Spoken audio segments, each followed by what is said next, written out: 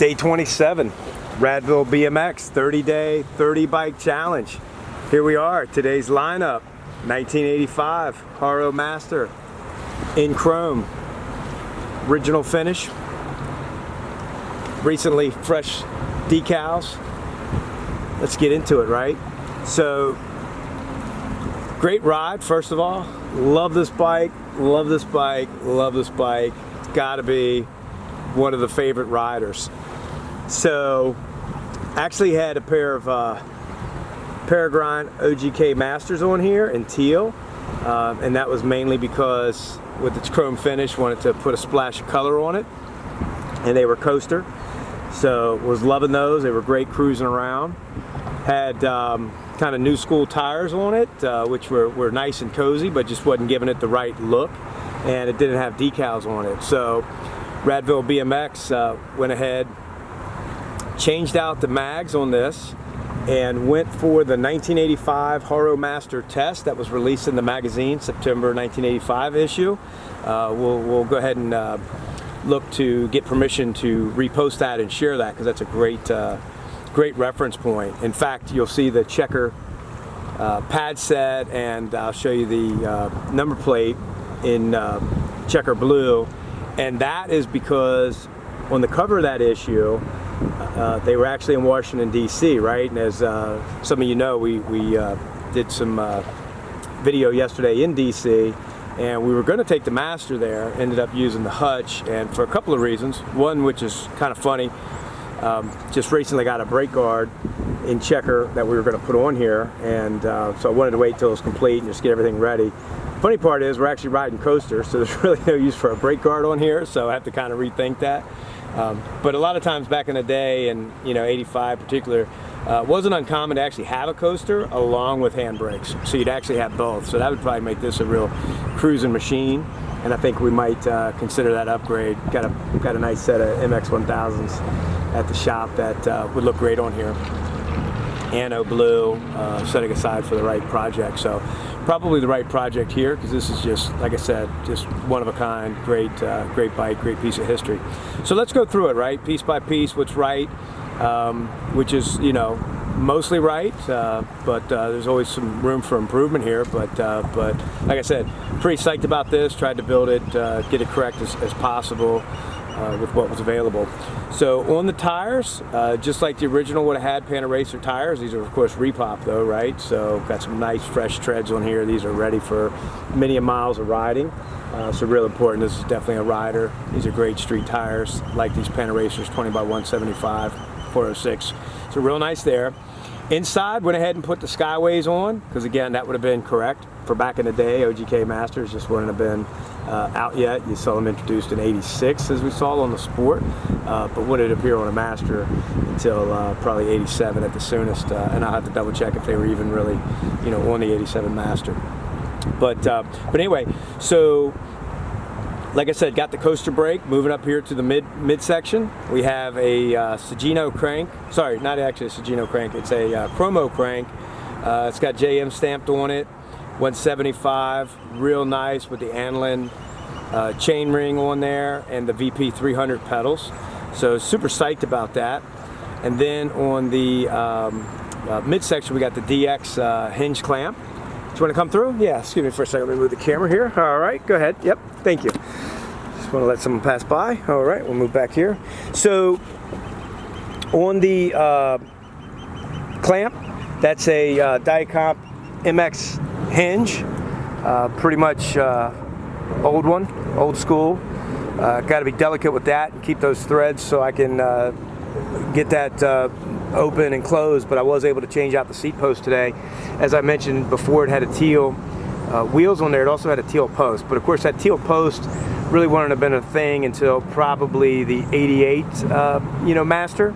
So went ahead and swapped that out, even though it looked cool. Went ahead and saved that for another project.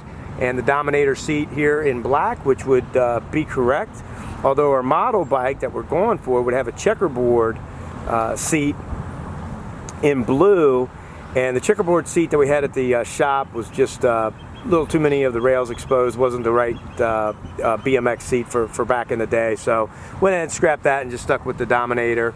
and we'll leave it at that. So it works great. Moving forward, do have the checkerboard pad there. I think that might be a flight. I'm not sure if it's an old school one. In fact, to get it around the twin tubes on the Master, it's really just a pad cover. So probably many of you already figured that out, but thought that was cool. Gave it a little splash of color.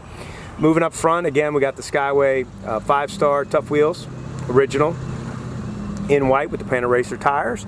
And moving up the fork, we do have the fork pegs, so these would actually be correct on an 85 Haro Freestyler. I had to double check that, but that's actually what they use on the 85 Master. So really cool. Glad I got those on there. The folding pegs would be a year later, so those are cool. They're fixed. And moving up, the headset. Actually got a cup in there for an ACS rotor. I think it's a little bit early for that as well, but it was already in there and didn't change that out. Probably will not be putting a rotor on this, so might either pull that cup out or just leave it be. It's not hurting the bike in any particular way, although you know, I would probably be more inclined to see it not on there, but I just have to check and, you know, see if I want to change out the cup. But for now it's there and not an issue. Ride's fine, but probably will go over that headset one good time now that it looks like it's got its final build outfit on, right? It's always like to just kind of get things going. Sometimes we build them out and then we upgrade them a little bit later, you know, as the parts come in and become available, and kind of figure out, you know, how the bike rides and all those good things. So, but this one is definitely a favorite of the shop, so we want to treat this one right and you know, get it correct. Speaking of, in the midsection, you would have actually seen a 3-piece crank on this one. It's the Dyno. They made the 400 red line that year, and those are you know, about as good a shot at catching a mermaid out here in the river as getting that crank set. So we stuck with the 1-piece on this, but we'll keep our eye open for any mermaids or Sugino 400s out there, right? 3-piece crank sets. Then on the stem, we got an Anlun, and this one actually has the POTS mod. I don't know that that's inappropriate on 85. It's good, you know. I think I would, you know, probably take advantage of that. I certainly remember having POTS mods on most of my 85s, whether they got retrofitted or not. You know, it's a different story. But you know, I definitely remember taking advantage of the POTS mod in 85. All right, moving up the handlebars. So we got the Haro bars. We got a great sticker on the crossbar, and we're covering it up with the number plate. But I'll show you that in some of the extra footage. It's you know, a lovely decal. For a company that's not sponsoring the video, so we don't want to call them out, but let me go up here and I'll show that to you. You can start to see the makings of that. And in fact, the number plate would have had that decal on the number plate, right? So right now our number plate's a little bare. Doesn't have the number 9 like the cover mag did that year, and certainly not my race number. It's kind of debating whether to leave the number plate on there for this shoot. You know, 85, you still did see some number plates on bikes just because, you know, kind of coming out of that racing scene. So, you know, I was here, kind of got this one for the build, mirroring it after that cover photo. So it'll stay on for now. I kind of debated, you know, and I said, well, once I get out here, I'll decide. Oh yeah, the Ori grips. So those were, you know, teal, so matching the Paragon Masters. And it's funny, I had to really work hard to get a set of teal grips, so that I started to take them off today. And I said, well, wait a second, what kind of grips am I going to put on there? And in the cover photo, it's got green mushrooms. So not too bad. I'll just leave these on here. They work good. Got the donuts on them. So all in all, really loving this bike. It's definitely an 8 out of 10. You know, depending upon how hardcore you are on the proper crank set, you know, I think that was definitely for the freestyle riders and the testers to get that Sugino. So, you know, I definitely have to not give it a perfect score, you know, for that, but the crank set is a good one, and it works just fine, and we're happy with it, and we're loving our Haro Master. Happy to share it with you here today on day 27, Radville BMX 30-day 30-bike challenge. Tomorrow will be Friday, and the lineup is looking equally good as we kind of wind down. We're trying to make sure we stick with a variety of bikes. As you've seen this week, we had a Dyno, a GT, a Hutch, so today's a Haro. And we're hoping to have a couple of other medleys for you as the week winds down and we go into Sunday and we plan the finale. So you're seeing all this water around us, so we hope to have something good to cool off and in store for you. So we hope you keep up with us and keep checking us out, and we appreciate all the folks that have tuned in and checked us out and given us a shot.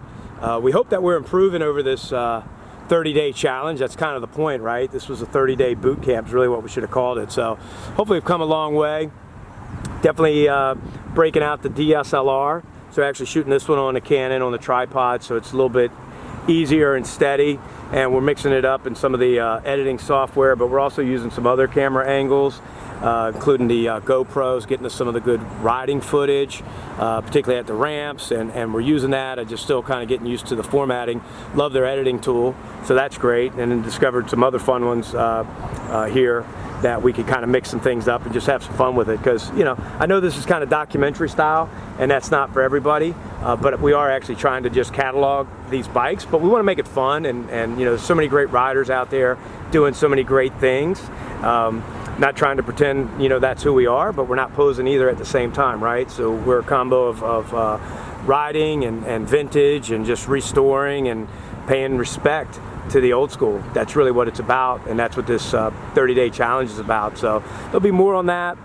Super happy to share it with you, and we hope to continue to supply some footage for you, you know, past the 30-day challenge. So this is kind of the entree, right? But we'll definitely get into the mid-school and the new school, and you know, hoping to share some cool tricks and folks in the industry and pay some respect, and some of the other brands and who's out there. In fact, Saturday we're gonna have an old school race sponsored by the local track, Southern Maryland BMX. Thank you, folks. And it's going to be put on by Truth BMX in memorial of Erica Spears, a dear friend of ours. Lost her daughter just way too soon, and this Saturday will be the second annual memorial Erica Spears race. So we're looking forward to breaking out in something fun for the race on Saturday in the old school race, and then Sunday we'll go right into the finale and planning some cool stuff for that. So again, thanks so much.